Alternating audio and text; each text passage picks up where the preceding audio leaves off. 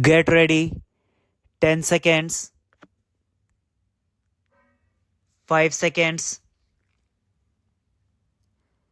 Start. Mr. Chairman, sir, I am extremely grateful to you for having given me an opportunity to take part in this debate.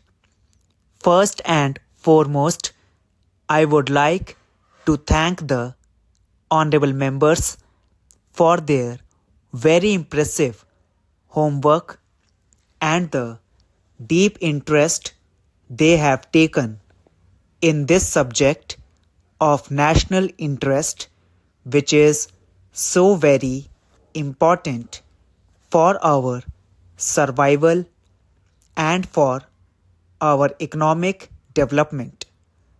As many members have pointed out that the national security or the question of defense is not only in the realm of soldiers, sailors, and airmen, but in this modern security environment, the entire country has to be geared to face any eventuality. If such an eventuality does arise, and many of the members have given their weighty suggestions that apart from gearing up the morale of the armed forces, the morale of the country must also be geared up. The economic strength must also be geared up. Our late Prime Minister had in this regard said that the strength of the country is not only the strength of the armed forces but also the economic strength of the country, the industrial capacity, and the indomitable spirit of the country. Therefore, sir, it is very heartening that we are all unanimous in this approach to the problem that should our country face such an eventuality, we should have to rise like one person.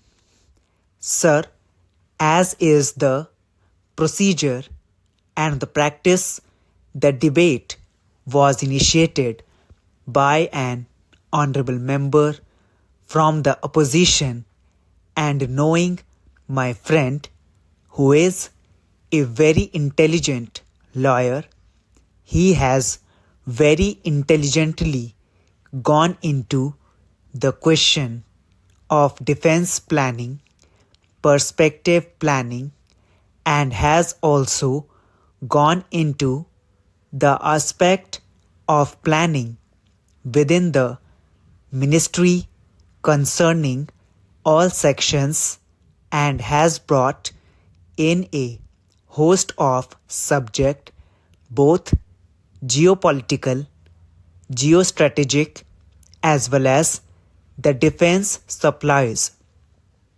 One of my honorable friends here had this to comment that the honorable member has probably not gone through the annual report, and had he done so, he would not have raised some of the questions which he did raise.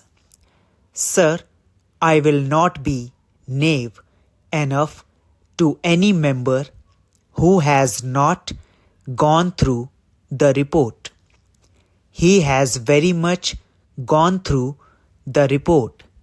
Not only has he gone through the report, but he has also gone through a lot of printed material very intelligently and has given his political assessment of the question of national defense planning.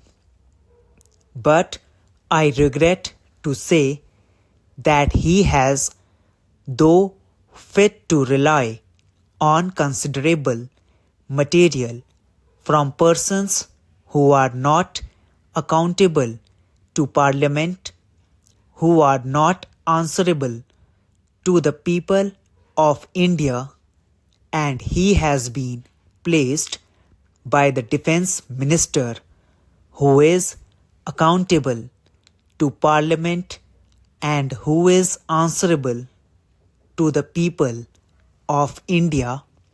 And if he had gone through the report right from the first chapter of the national security environment, the organization, functions, defense plan, and the chapter on army, the various schemes of the services within the army, the navy, air force, coast guards, defense production units, defense research and development, etc., then for all the points which he has raised in his speech and the comments which he has made, the answers are very much there.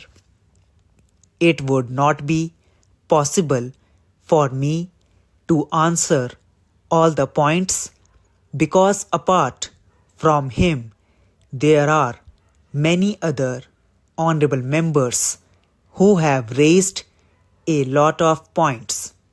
Some of them are repetition, some of them are new points, but I would confine myself to 7 or 8 points and answer those. One of the point raised was about the civilian defense employees of the ordnance factories, about their requirements and their on-going strike, because my minister could not go to their function on 23rd February. But I think it was more of an ironical remark than a serious one, because on the 23rd February was the President's address and my minister could not possibly be away from the President's address, and secondly, the strike notice was given on 7th March. The notice was given at a time when the ministry was already seized of the matter, and I would like to refer to the matter of the 4th Pay Commission, to which the honorable member has referred also, that the 4th Pay Commission's recommendations were not being implemented, nor is it in parity with the railways. That fact is that the 4th Pay Commission had recommended 5 scales of pay in which the industrial workers should be fitted in after getting their jobs evaluated by an expert classification committee. The Ministry of Defense had accordingly appointed an expert classification committee who, on the basis of the point rating system, determined the point score for various jobs. However, they recommended the placing of industrial workers in 9 scales of pay. Even though the federations have participated in the deliberations of the expert classification committee, the federations demanded the fitment of workers in 5 scales of pay as recommended by the Pay Commission, and it is being considered by us.